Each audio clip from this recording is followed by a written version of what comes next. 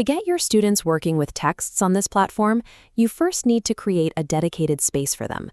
Today, we're going to walk through the steps to get your first classroom ready for student onboarding. Before we begin, ensure you have an active teacher account already set up on the platform. You will also need your login credentials ready, either your standard username and password or the Google account you linked during registration. Take a moment to decide on a clear naming convention for your class, such as Reading Grade 6 or Period 1, so you can identify it easily once it's created. Completing this initial setup is required before you can assign passages to students or access the platform's data analytics. Start by navigating to the platform's primary teacher login portal. If you have a traditional account, enter your credentials in the fields on the right and click the purple Login with Password button. For those using Google managed accounts, click that Continue with Google button on the left side of the interface instead. Make sure you don't enter your Google email into the manual username field, as the system requires the specific SSO button for those accounts. Once authenticated, the system will take you to your personal workspace. This dashboard is the central hub for managing your active courses. Check the top left to verify the My Classrooms tab is active.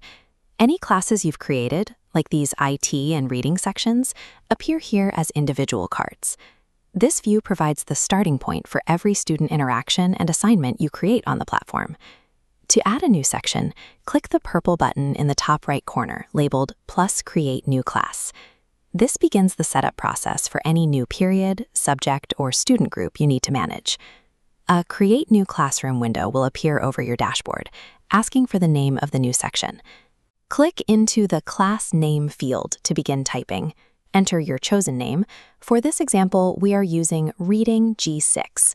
Once the name is typed, click the purple Create Classroom button at the bottom of the window to confirm.